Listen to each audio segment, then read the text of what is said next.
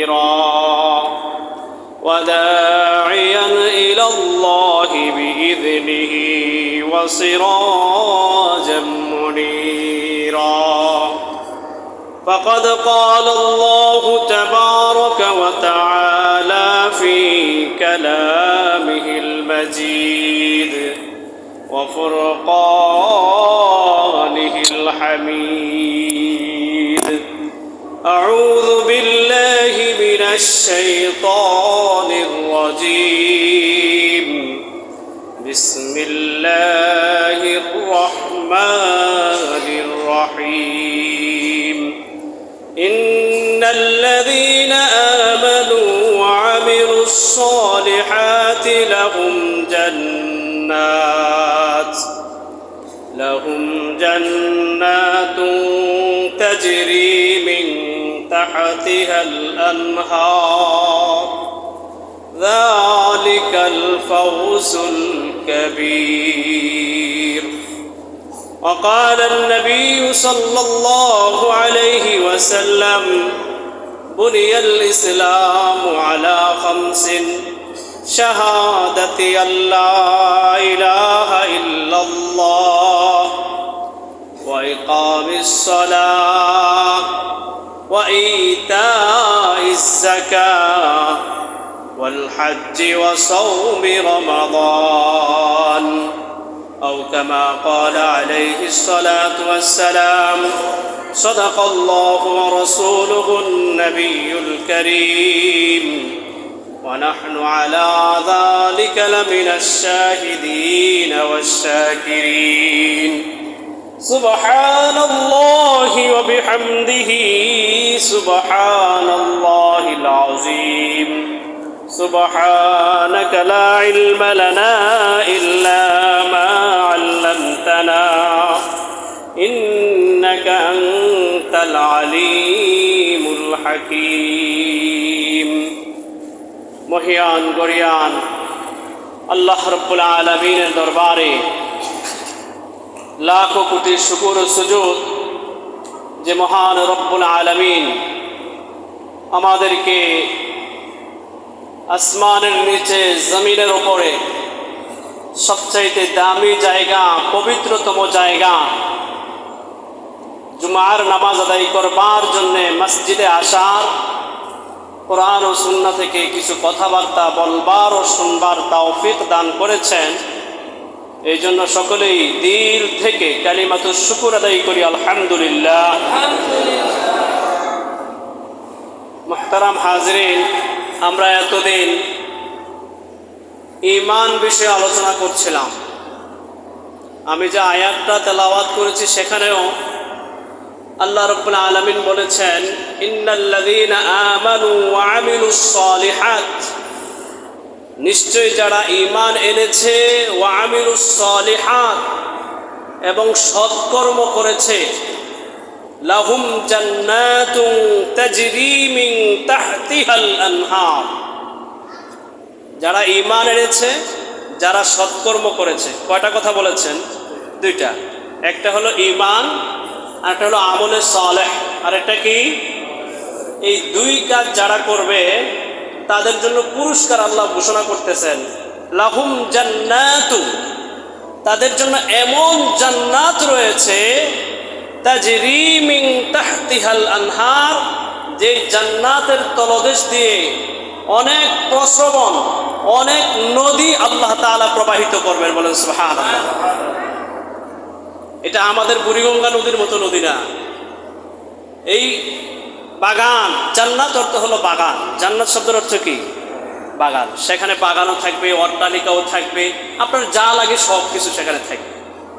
ওই জান্নাতে নদীও থাকবে, তবে দুনিয়ার নদীর মতো নদী না, যেখানে পানি দূষিত, যেখানে গোসল করা যায় না, ওযু করা যায় না, এরকম কোনো নদী নয়। সেখানে আল্লাহ রাব্বুল আলামিন শুধু পানিরই নদী দিবেন না, সেখানে 4 প্রকার নদী থাকবে। কয় প্রকার? একটা নদী হবে স্বচ্ছ পানির, মিষ্টি পানির। আরেকটা নদী হবে দুধ, পিওর দুধ, দুধের নহর। আপনার বাগান দিয়ে, আপনার জান্নাত দিয়ে প্রবাহিত হতে থাকবে, বলেন সুবহানাল্লাহ। আরেকটা নদী থাকবে মধু, আসালুন যাকে বলা হয়, মধুর নহর প্রবাহিত হবে। আমরা তো মধু অনেক দামি জিনিস, অ্যাভেলেবল পাওয়া যায় না, যেটা পাওয়া যায় সেটা নিয়ে বড় সংশয়, এটা কি আসল না খাঁটি না নকল, কি এটা নিয়ে বড় সংশয়। কিন্তু জান্নাতে যাওয়ার পরে মধুর নহর যে প্রবাহিত হবে, সেই মধু খাঁটি হওয়ার ব্যাপারে কোনো সন্দেহ নাই। সেই জান্নাতে মধুর নহর প্রবাহিত। কয় নম্বর নদী গেল এটা? 3 নম্বর। 4 নম্বর হলো মদের নহর। কিসের? মদ।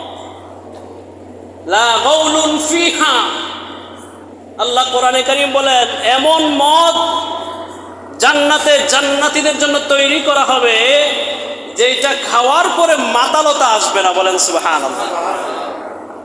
খাওয়ার পরে কি আসবে না? দুনিয়াতে যারা মদ খায় আমোদ প্রমোদ করে, তাদের জান্নাতের মদের নহর শেষ। এদের দুনিয়াতেই ভোগ করে ফেলেছে। দুনিয়াতে যা খাইছে এমনি তো বেজাল, অরিজিনাল না। কিন্তু জান্নাতের মদ তো হবে কি? অরিজিনাল। তো যারা 2 কাজ করবে, কয় কাজ? ঈমান এবং আমলে সালেহ, এগুলো নিয়ে আলোচনা করছিলাম। তো 2 কাজ যারা করবে তাদের জন্য হলো এমন জান্নাত, যে জান্নাতের তলদেশ দিয়ে অনেকগুলো নদী প্রবাহিত হবে। আনহার, যারা আরবি গ্রামার জানে তারা বুঝবে, আনহার শব্দটা নাহরুনের বহু বচন, অর্থ হলো অনেক নদী, 1-2 নদী না। এখানে মুফাসসিরিনে কেরাম বলেছেন ন্যূনতম 4টা নদী থাকবে। কয়টা নদী? যে 4টা নদীর কথা আমি বললাম, ন্যূনতম একটা জান্নাতে 4টা নদী থাকবে, যেখানে 4 ধরনের পানীয় প্রবাহিত হবে। আর জান্নাতি সেখান থেকে তার মন মতো, খুশি মতো, যখন যেটা প্রয়োজন হয় সেটাই সে পান করবে, বলেন সুবহানাল্লাহ। এখন এত বড় জান্নাত, এত বড় নিয়ামত পাওয়ার জন্য শর্ত দিয়েছেন আল্লাহ কয়টা? 2টা। কয়টা? একটা হলো ঈমান, আর একটা হলো আমলে সালেহ। একটা হলো ঈমান, আর একটা কি? আমলে সালেহ। এই এতদিন দীর্ঘ 5-6 জুমা বা তারও বেশি আমরা ঈমান নিয়ে আলোচনা করেছি। ঈমান কাকে বলে? ঈমান আনলে কি লাভ? ঈমানের কি কি কারণে ঈমান ভেঙে যায়? এই সব বিষয় নিয়ে দীর্ঘ আলোচনা আমরা করেছি। এখন আমরা দ্বিতীয় বিষয়, আমলে সালেহ, নেক কাজ কি? নেক কাজের মাঝে, আমলে সালেহের মাঝে সবচাইতে বড় আমলে সালেহ কোনটা, সেগুলো নিয়ে আজকে আমরা আলোচনা শুরু করব ইনশাআল্লাহ। ওমা তৌফিকি ইল্লা বিল্লাহ। আল্লাহর নবী মুহাম্মদুর রাসূলুল্লাহ সাল্লাল্লাহু আলাইহি ওয়াসাল্লাম বলেছেন, ইসলামের ভিত্তি স্থাপন করা হয়েছে 5টা জিনিসের উপরে। কয়টা? এই আয়াতের হাদিসটাই খুতবায় আমি পড়েছি। 1 নম্বর জিনিস হলো বুনিয়াল ইসলাম আলা 5, শাহাদাতি আল্লাহ ইলাহা ইল্লাল্লাহ ওয়া আন্না মুহাম্মাদার রাসূলুল্লাহ। ইসলামের ভিত্তি হলো 5টা। 1 নম্বর ভিত্তি হলো আল্লাহ ছাড়া আর কোনো উপাস্য নাই, এবং মুহাম্মদ সাল্লাল্লাহু আলাইহি ওয়াসাল্লাম আল্লাহর রাসূল, এই কথার সাক্ষ্য দেওয়া। এই কথার কি দেওয়া? এটা হলো ঈমান। এটা কি? এটা কি? ঈমান। এরপরে যে 4টা আসতেছে এগুলোই হলো আমলে সালেহ। ওয়া ইকামিস সালাহ। ইসলাম যে 5টা বিষয়ের উপর ভিত্তি স্থাপন করা হয়েছে, তার 2য় নম্বর ভিত্তির নাম হলো ইকামিস সালাহ, নামাজ কায়েম করা। কি কায়েম করা? নামাজ। নামাজ আদায় করা। নামাজ কায়েম করার অর্থ কি? এটা নিয়ে বড় ঝামেলা। নামাজ কায়েম করার অর্থ কি? সূরা বাকারায় প্রথম দিকে আল্লাহ রাব্বুল আলামিন ইরশাদ ফরমান, আলিফ লাম মিম যালিকাল কিতাবু লা রাইবা ফীহি হুদাল লিল মুত্তাকিন আল্লাযীনা ইউমিনুনা বিল গায়ব ওয়া ইউকিমুনা الصلاة ومما رزقناهم ينفقون إذ يقيمون الصلاة কোরআনের ব্যাপারে আল্লাহ বলতে গিয়ে বলেছেন হুদাল্লিল মুত্তাকিন, কোরআন হলো মুত্তাকিদের জন্য হেদায়েত স্বরূপ। মুত্তাকি কারা, তাদের পরিচয় দিতে গিয়ে আল্লাহ বলেন আল্লাযীনা ইউমিনুনা বিল গায়ব, যারা গায়বের প্রতি ঈমান আনে, আল্লাহকে না দেখে ঈমান আনে, জান্নাতকে না দেখে ঈমান আনে, জাহান্নামকে না দেখে ঈমান আনে, রসুলকে না দেখে ঈমান আনে, ফেরেশতা না দেখে ঈমান আনে, ফুলসিরাত না দেখে ঈমান আনে, হাসর নাসর না দেখে ঈমান আনে, কবরে যে আযাব হয়, শাস্তি হয় না দেখে যারা ঈমান আনে, এরা হলো মুত্তাকিদের একদল। এরা কি? মুত্তাকিদের একদল। আর কে? ওয়ায়ুকিমুনাস সালাহ, যারা নামাজ কায়েম করে। এখন নামাজ কায়েম করে অর্থ কি? এই ইকামতে সালাতে কাজী বাইজাবি রহমতুল্লাহ আলাইহি তার তাফসিরে বাইজাবির মাঝে 4টা ব্যাখ্যা দিয়েছেন। কয়টা ব্যাখ্যা দিয়েছেন? ইউকিমুনাস সালাহ এর কয়টা ব্যাখ্যা দিয়েছেন? 4টা ব্যাখ্যা। 1 নম্বর হলো ইউআদ্দুনাস সালাহ। ইউকিমুনাস সালাহর 1 নম্বর ব্যাখ্যা কি?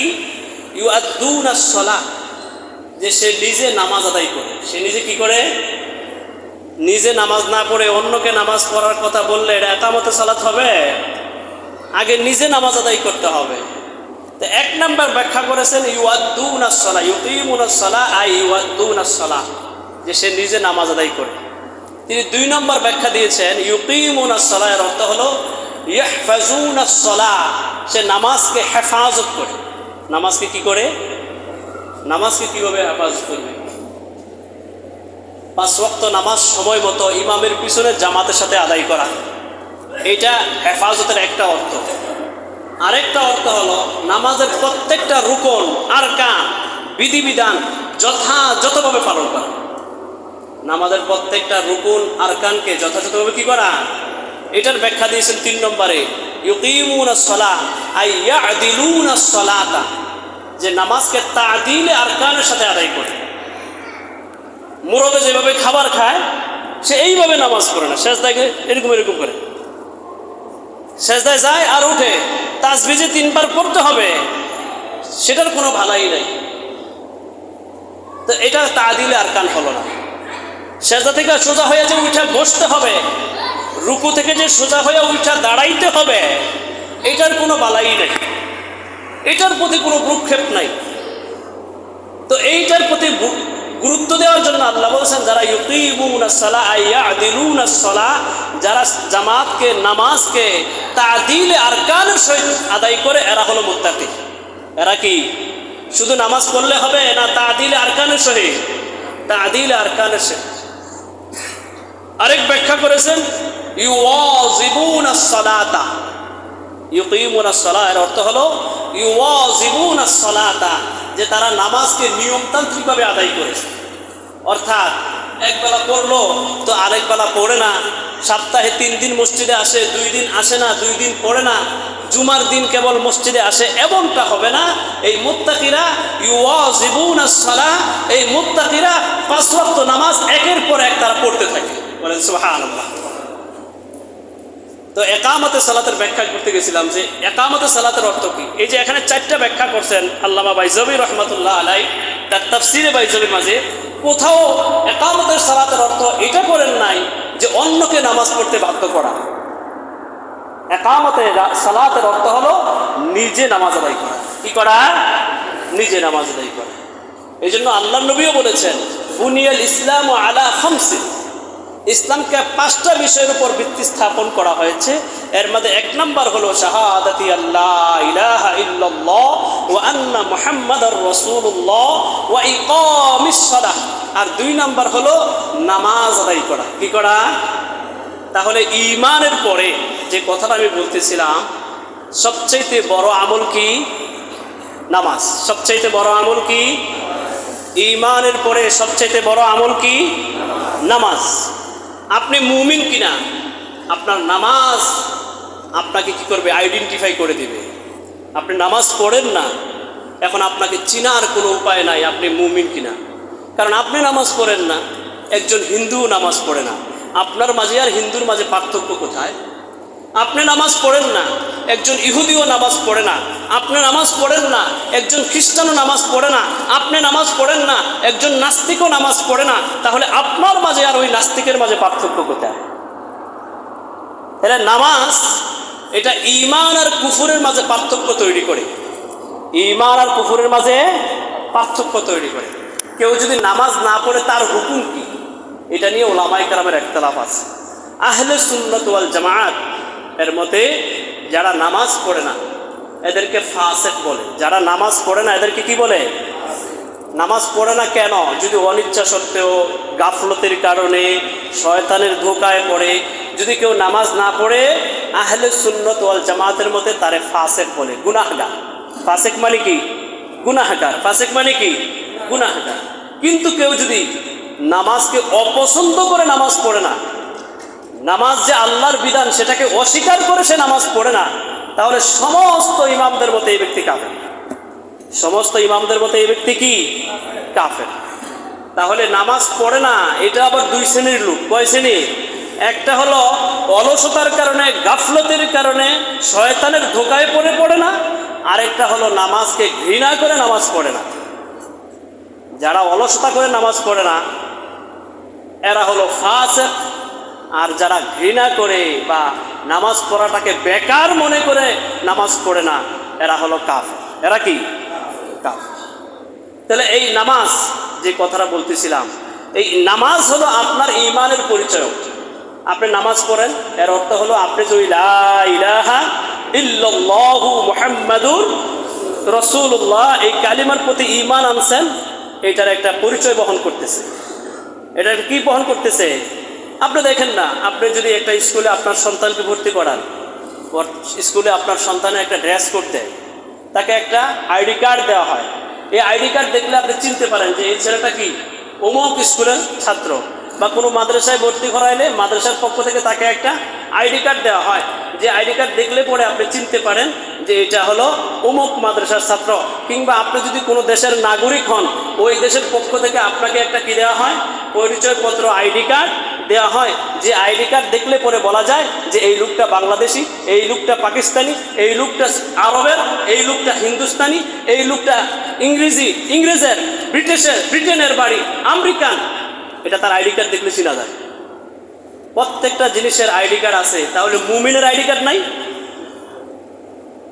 বাংলাদেশি চেনার জন্য আইডি কার্ড লাগে। স্কুলের ছাত্র কোন স্কুলের ছাত্র সেটা চেনার জন্য আইডি কার্ড লাগে।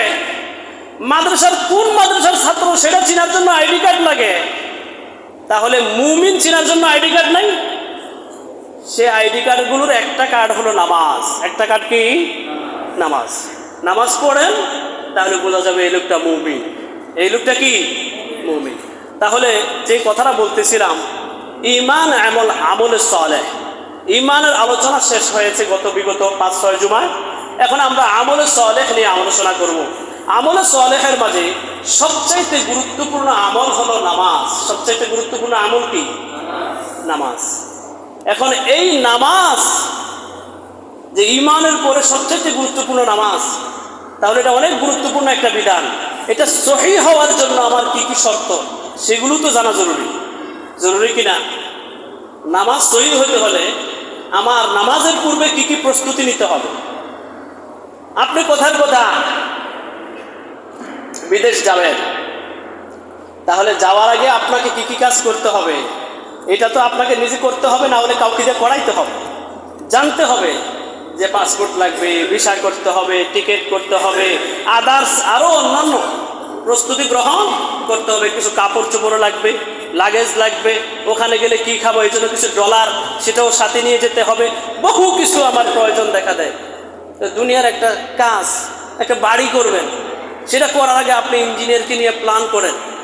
বাড়িটা এততলা করব, এতটুকু জায়গা, 5 কাঠা জায়গা, এখানে কতটুকু কী হবে আপনি একটু ডিজাইন করে দেন।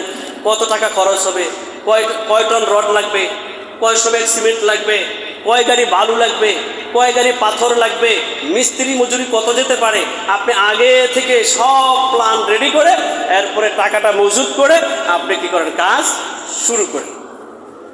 এটা দুনিয়ার কাজ। তাহলে যেই কাজের মাধ্যমে আমার আল্লাহর সাথে যোগাযোগ হবে সেটার নাম কি? যেই কাজের মাধ্যমে বান্দা আল্লাহর সাথে কথা কয় সেই কাজের নাম কি? এটা দুনিয়ার কোনো বাদশার সাথে কথা না।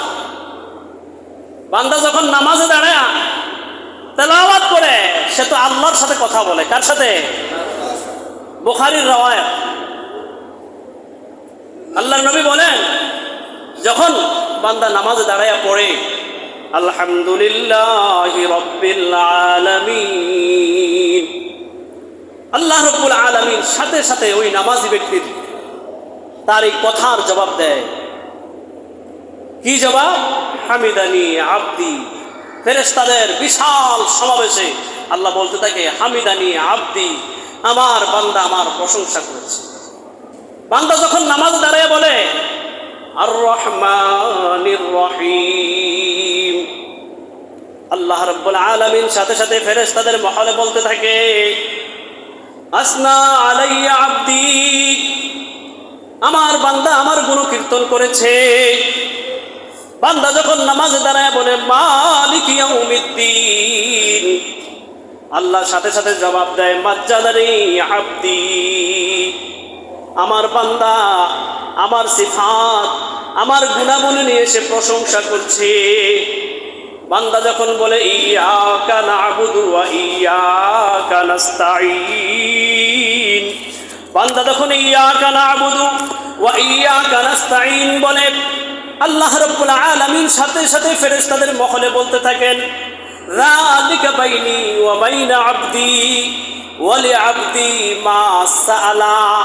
আমার বান্দা যখন আমার সামনে দাঁড়ায় বলতেছে ইয়াকা না'বুদু, হে প্রভু আমি আপনারই ইবাদত করি। ইয়াকা না'বুদু অর্থ কি? আমরা আপনারই গোলামি করি। যদি এই কথাটা অর্থ বুঝে বলেন, নামাজের শেষ করার পরে মসজিদ থেকে বের হওয়ার পরে আপনার দ্বারা আল্লাহ ছাড়া আর কারো গোলামি হবে না। গোলামি অর্থ কি? আর কারো গোলামি? কেউ শরীয়তের বহির্ভূত কোনো নির্দেশ আপনাকে দিল, সেটা আর আপনি পালন করবেন না। কারণ আমি রব মানি কাকে? আমি আমার প্রভু মানি কাকে? আমরা কার গোলাম? সুতরাং আল্লাহর ওয়ার্ডারের খেলাফ, আল্লাহর বিধানের খেলাফ পৃথিবীর যেই হোক না কেন, যত বড় পাওয়ারফুল ব্যক্তি হোক না কেন, সে যদি আমাকে সেটা করতে বলে, আমি বলে দিব ইয়াকা না'বুদু ভাই, আমি একমাত্র আল্লাহর গোলামি করি, তোমার গোলামি করি না। তোমার খানাও আমি খাই না, আল্লাহর দেওয়া খাবার আমি খাই, আল্লাহর দেওয়া অক্সিজেন আমি ভোগ করি, আল্লাহর দেওয়া রিজিক আমি ভোগ করি, তোমার রিজিক আমি খাই না। ইয়াকা না'বুদু, আমি আল্লাহর ইবাদত করি, অতএব গোলামি করব আল্লাহর। আল্লাহর বিরোধী হুকুম আমি মানতে পারবো না। মুমিনের জবাব হবে। তো মুমিন যখন এই কথা বলে ইয়াকা না'বুদু ওয়া ইয়াকা নাস্তাঈন, এবং আমরা আপনার কাছেই সাহায্য চাই। ইয়াকা নাস্তাঈন অর্থ কি? আমরা আপনার কাছেই, এটা তাকিদ দিয়ে, এটা মফুল, আরবি গ্রামার যারা বুঝে এরা বুঝবে। এবার একটা আসলে ছিল ওয়া নাস্তাঈনু ইয়াকা, কিন্তু মফুলকে আগে নিয়ে আসছে। ইয়াকা না'বুদু মানে খাস করে ফেলেছে যে আমরা আপনার কাছেই সাহায্য চাই, আর কার কাছে না। যত কি সাহায্য চাই, মুফাসসিরিনে কেরাম ব্যাখ্যা করছেন, যত গুরুত্বপূর্ণ বিষয় আছে, জড় বিষয়, যত বড় বিষয় আছে, এবং সামনে যে আয়াতগুলো আসতেছে, এই সমস্ত ক্ষেত্রে আমরা আপনার কাছে সাহায্য চাই। তো বান্দা যখন নামাজে দাঁড়ায় এই কথা বলে, তখন আল্লাহ বলে যালিকা বাইনা আবদি বাইনি ওয়া বাইনা আবদি, এটা আমার মাঝে আর আমার বান্দার মাঝে চুক্তি। বলেন সুবহানাল্লাহ। আমার মাঝে আর আমার বান্দার মাঝে কি চুক্তি? কি চুক্তি? সে যেহেতু এটা ঘোষণা দিয়েছে ইয়াকা না'বুদু, সে আমারও ইবাদত করে, ইয়াকা নাস্তাঈন, আমারই কাছে সে সাহায্য চায়। সে যদি তার এই চুক্তির উপর অটল অবিচল থাকে, তাহলে আমি আল্লাহ ঘোষণা করছি ওয়ালি আবদি মা সাআলা, আমার বান্দা আমার কাছে যা চাবে আমি সব কিছু তাকে দিয়ে দেব। ঘোষণা দেন কে? রাওয়ায়াতটা আছে কোথায়? বুখারী শরীফে। কোথায়? বুখারী শরীফে রাসূল বলেছে।